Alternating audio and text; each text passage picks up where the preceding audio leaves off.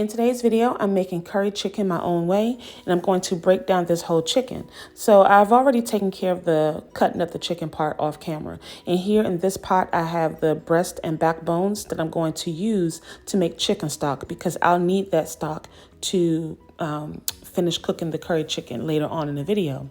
Now, all of the seasonings, all of the ingredients, everything I'm using here in this video, I may not put each and every single item on the screen, but I would definitely make sure I put all of the ingredients in the description box. Here you see the parts of the chicken that I cut away, and I didn't include the breast of the chicken because I'm going to use that for a separate recipe. So on the back burner, I have my broth going. In the skillet, I have my green onions, white onions. I'm going to also add in some garlic, and this is my marinated curry chicken. Again, all of the ingredients for that chicken will be in the description box. This is the garlic clove that I'm adding, and that garlic clove, I'm going to take it out later in order to make a garlic ginger paste. During this phase, I am adding my chicken into the skillet in order to saute it before I add it into the broth. I'm going to go ahead and preface this video by saying that this is not a Jamaican curry. This is not an Indian curry. It's not any type of other curry that you may be familiar with. This is my own curry recipe. If you're looking for a traditional curry that comes from like a Jamaican or Caribbean or an Indian, I suggest you research those particular recipes and be specific in your description. This is my own recipe, so I'm not trying to mimic, nor am I missing any steps if you're looking for that traditional curry. This is my own way of doing it. So I went in, I took out my garlic clove, as I said earlier. The chicken is done, so this is safe to do. Okay, now this is garlic and ginger that I've shown in some previous video where I've made this garlic and ginger paste. All I'm doing here is mashing the two together, and then I'm going to add some lime juice for additional flavor. You'll see me go in later to put some of the chicken broth inside of my bowl in order to scoop up all of that garlic and ginger. I want all of my flavor into my chicken.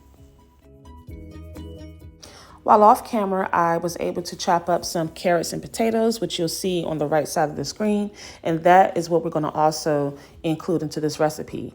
Once I remove the chicken from this pan, because I'm going to use that same oil and all of the flavor that's already in the skillet, I'm going to saute my carrots and potatoes in this same oil. Now, I'm not looking to cook the carrots and potatoes. I just want to get some of that flavor onto the carrots and potatoes before I add it into my broth.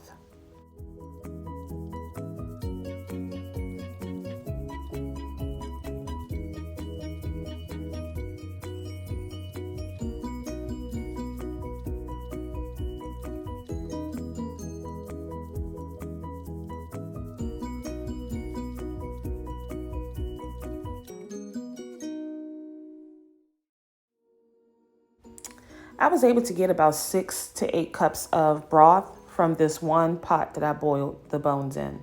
And I'm using some of that broth to make sure I get all of my garlic and ginger out of my bowl here. And then I'll also show you the back and breastbone in a second. You'll see it. That's the remainder. I'm not done with that. I'm going to pull off that meat, okay?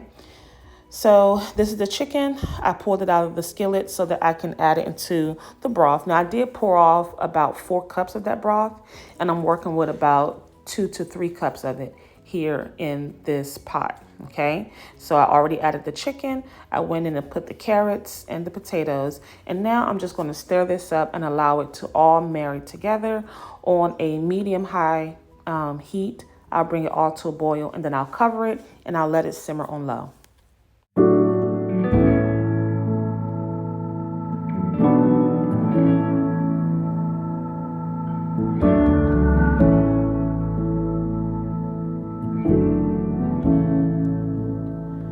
You are my shelter,